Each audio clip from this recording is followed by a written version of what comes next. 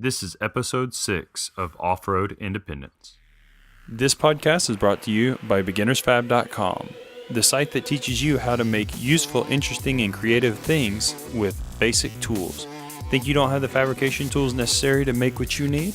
Think again. BeginnersFab.com.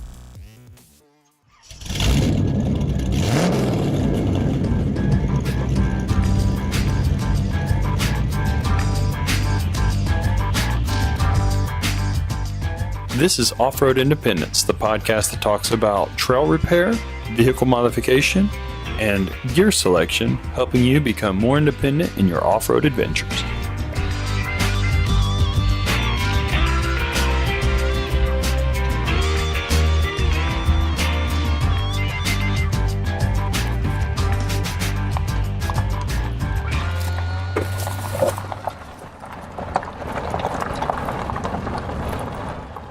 Hey there, and welcome back to Off-Road Independence. My name is Eric McGrew. I'm your host of this show, and today we're going to talk a little bit about knowing your vehicle. It's not too frequent. I could say that I hear about people who really don't know much about their vehicle, but every once in a while I hear people complain that in their group, or they mention in their group, there's, or their club or their friend or whatever, They don't know anything about the vehicle that they have, and therefore they kind of rely on everybody else to make the repairs. So we're going to talk a little bit about why it's good to know your vehicle, and we'll get right into that now.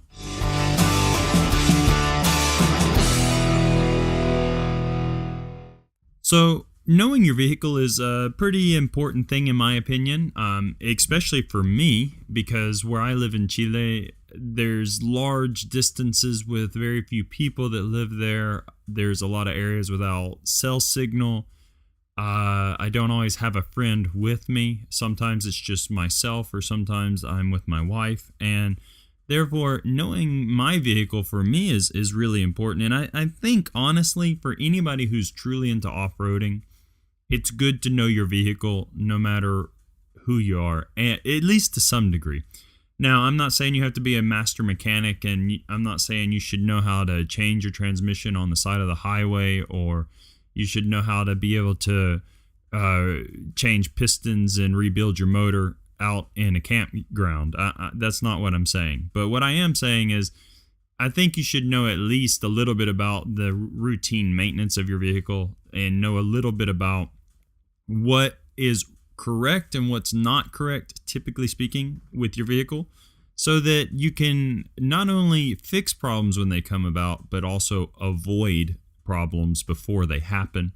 And that always kind of brings up a question when I'm talking to people, because I even encourage this with ladies.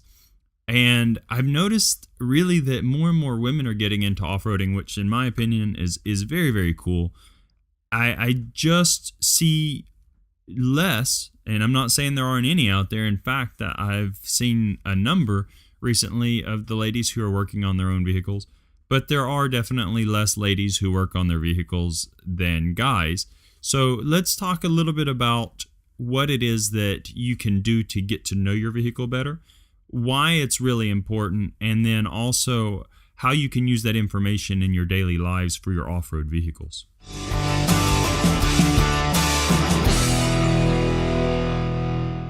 As is the case with just about anything, the reality of it is, if you don't know why something's important, you're a little less motivated to even try to deal with it. So I think that's really something we're going to go over at this moment, is why it's important to know your vehicle.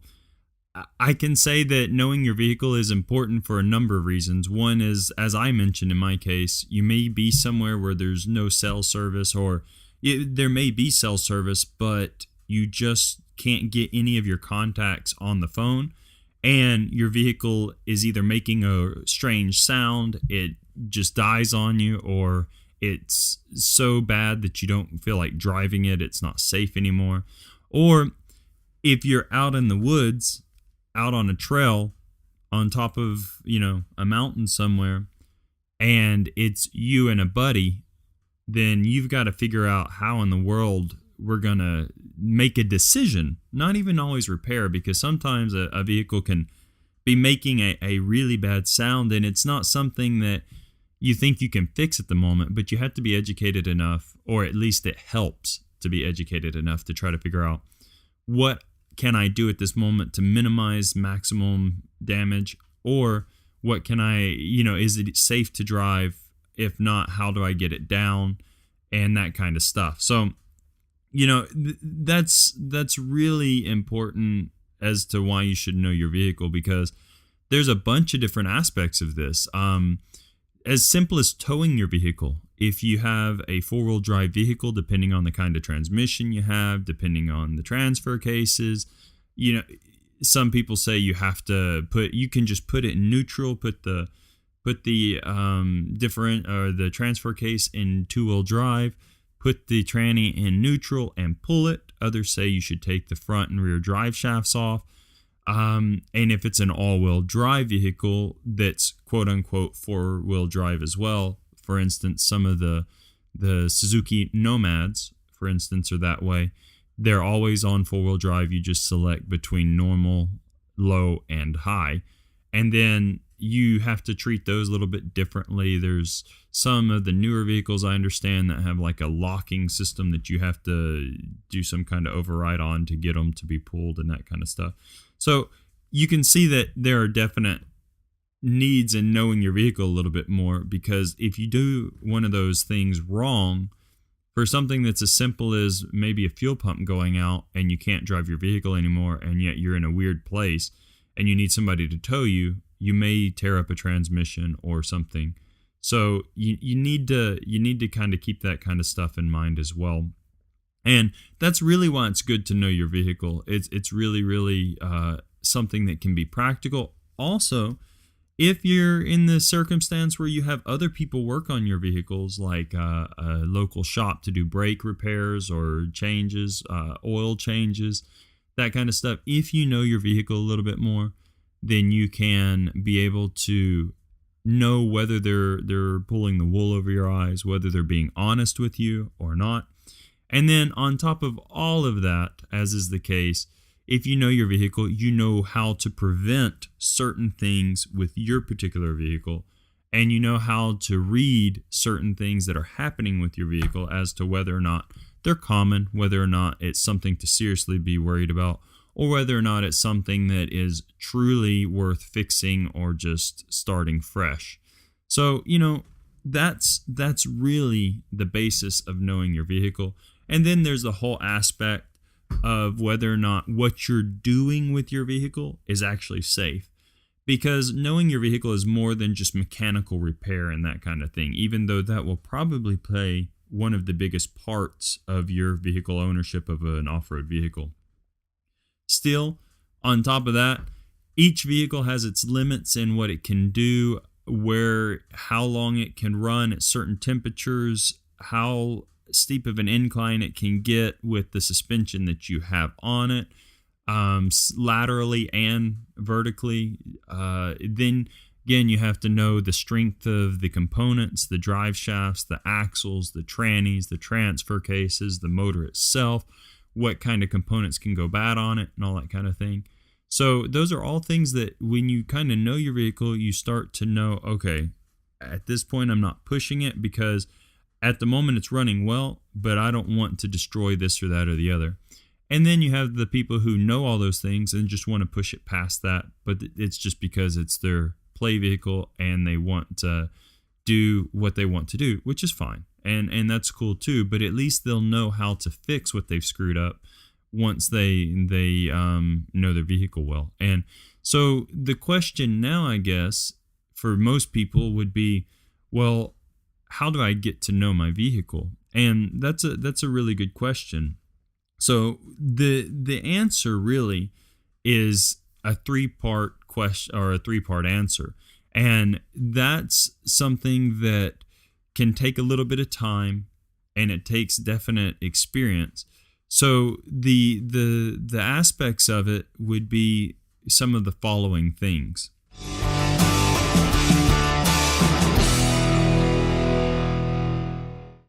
From my perspective, I guess the three major ways of getting to know your vehicle are specifically, one, working on your vehicle a little bit, which I just think that that's the best way to get to know a vehicle mechanically, for instance. Two, driving your vehicle in different situations and starting from a less aggressive method of driving your vehicle, and then ramping up from there. Start off easier, get the feel of it in normal, safe circumstances, then take it to the next level, maybe trying to keep it still safe but not break anything, and then take it to the next level. I mean, the idea always, of course, is to be safe, but you get what I'm saying. Don't just like go out there and try to crawl the deepest pit or the steepest trail without really, having any experience behind the wheel in your vehicle. And a lot of that, honestly, will just come from driving out on the street. You kind of feel how the suspension works. You feel how that kind of stuff works, how safe you feel with braking or not braking, because while the situation is different on the trail, the reality is if you can't brake at 60 miles an hour, you're probably not going to be able to brake on a really steep incline with all that weight of your vehicle pushing down over tough terrain and that kind of stuff. So, you want to kind of get to know how your vehicle brakes and works and this and that and the other. And that'll help you know what you need to upgrade. In fact, it's not just about maintaining it with what you have, but figuring out what you want or need to make your vehicle safe for what you want to do with it. Now, that's one aspect of it is actually working on it. And then the second aspect would be actually driving it. With driving it too, you'll get other things like you'll start to feel, okay, at this degree of lateral incline, I feel the wheels, start to hop a little bit when I'm trying to move forward on the upper side, whatever side of the vehicle is on the high side of the incline. And then you say, okay, this degree is about where I want to stop, because if I go beyond this, there's a good chance I'm going to roll it. Then, of course, if you're climbing a hill vertically, okay, at this degree here, I just can't really make any progress, and all I'm going to do is break something or bog myself in. And then in reverse, it's the same, because as we know, reverse typically only has one gear size. So you'd have to have something really, really unique to have multiple reverse gears in it. And you'd kind of start to feel, okay, at this point, it's not going to get me any further than what I'm going. And of course, there's always the aspect of differential gears and pinions and pulling weight in reverse in comparison to pulling them in forward motion. And that's a whole nother topic we're not going to really get into, but it is something to think about as well. Now, the third way of getting to know your vehicle is honestly doing some research. There's two kinds of research that I've found, and both I think personally are very, very important.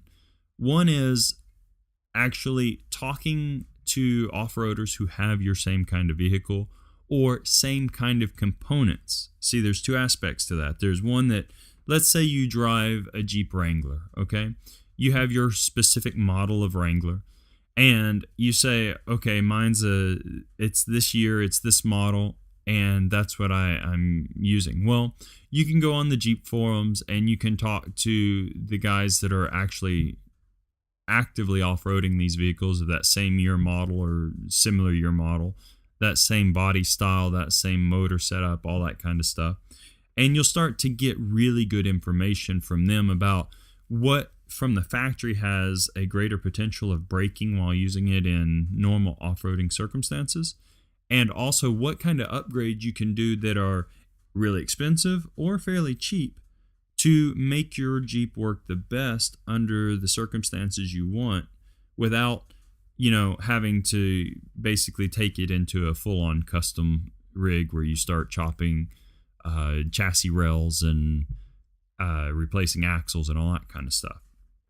you'll also learn what you can do with it with fair amount of ease for custom work, what kind of axles you can replace it with, what kind of gearing and all that kind of stuff, as well as, how to best place your recovery points, what kind of bumpers are typically the best quality, that kind of stuff.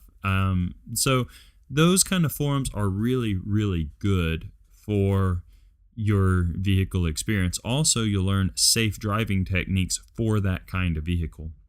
Now, the other kind of information and resource that I really think is almost equally important is getting on general forums for those people who are just daily drivers. Or if you see people who drive their vehicle daily and it's the same kind of vehicle you have or a very similar one, talk to them. Get to know what it is that, are being recalled, for instance, for the vehicle, or maybe get to know what it is that people complain about the most. For instance, I'll just use one of my vehicles for example. I had a Nissan D21 or a Nissan Hardbody, and it was IFS, or independent front suspension. And one of the complaints that vehicle has on it is that the tie rod ends and the adjustment link between the inner and outer tie rod ends on both sides are really, really thin in diameter, and they have a tendency to bend really easy if you get it stuck in like a hole, or you hit a hole hard, or you hit a rock hard with that one side, or you hit a stump or something like that.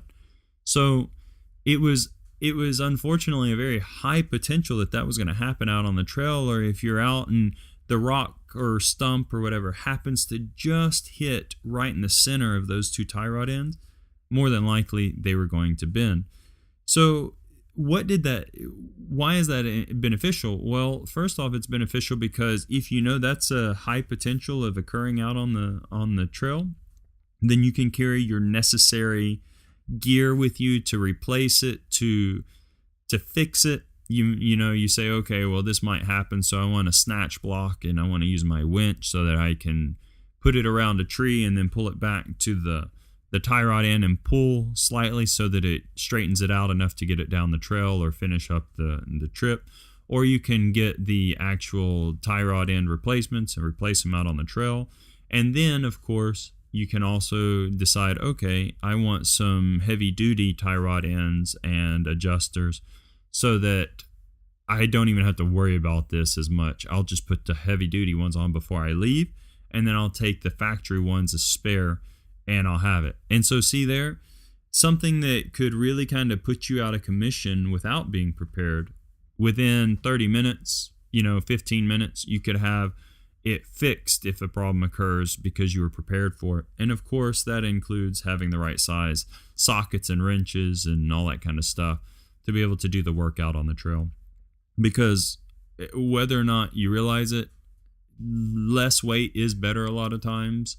There's a balance between that, but yeah, you don't want to take your whole Matco, toolbox out of your shed and try to carry it up the trail with you. And so all of those kind of things, if you know your vehicle, you can really reduce that amount of work and that amount of weight you have to carry with you. And that allows you to carry, whatever you want in the back, soft drinks, good food, electric refrigerator, whatever you want. So knowing your vehicle has a lot of benefits, honestly.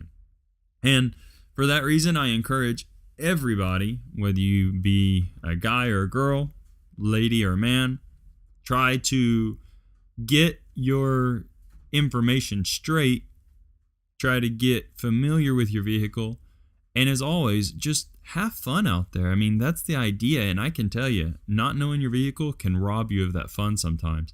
And not knowing your vehicle can rob you of friends sometimes too, if you always rely on them to do absolutely everything. So, just take the time, get on the forums, learn what you need, get on Facebook. There's a bunch of groups on there as well. There's all kinds of ways to get to know. Join a club. Do whatever it is that you need to do. And you know what? Just have fun out there and be safe in your off-road adventures.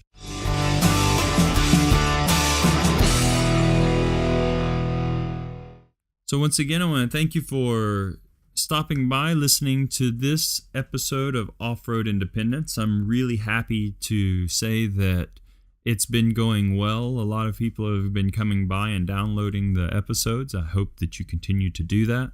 Don't forget that you can check us out at offroadindependence.com or ORDINDY.com, and hit me up. Leave me a message. Send me an email. Let me know what it is that you think about the podcast, where it's going, how I can do better. And also, don't forget to leave me some of your experiences and comments there so that we can use those in our future podcast as well. And you never know, I might just hit you up for an interview. So until the next time, please be safe, have fun, and enjoy your off-road adventures.